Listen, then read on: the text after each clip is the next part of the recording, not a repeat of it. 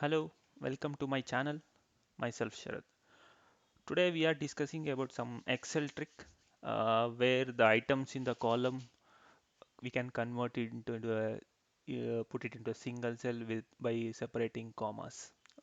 So this is the example where we have all the items in the column we placed in a single cell separated by comma. This is the regular case we come across usually in a daily basis. So I am using simple formulas. I am able to get this result. Uh, First, we know the concatenation. So we will do the concatenation of these two items. Say example, if I concatenate this with this,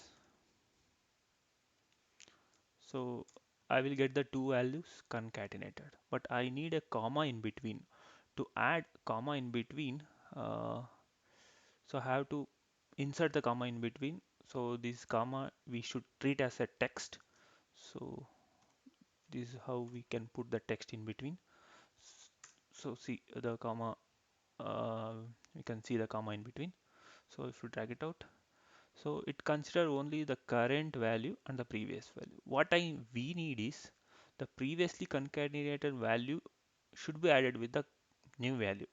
So how it can be done? So instead of taking this current and future value, take the previous concatenated value. Here B1 is the previous concatenated value.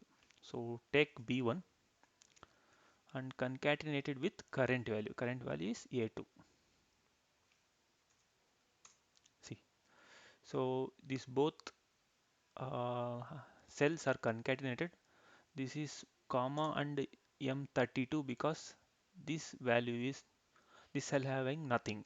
So it is concatenated. That's why it is comma first, then the 32. If you drag this, so you will see this is the result what we want. So we'll check this. So it is concatenated previous concatenated value with the current. So we are getting M32 comma M55. Here the previous value plus the current value. We are getting this value. So it will keep on adding.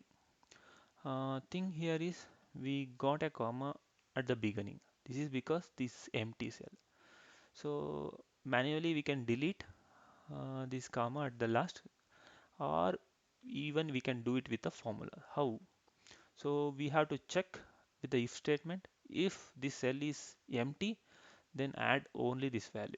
If it is not empty, then do the concatenation. So how we can do that? So if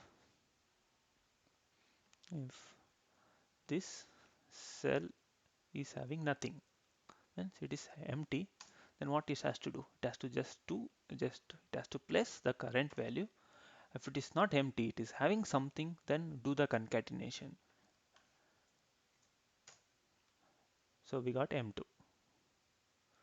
So because it don't have anything here, that's why it is only placing this M32. And here it is checking B2. B2 is having something. That's why it is concatenating that value with the next value or current value. Sorry.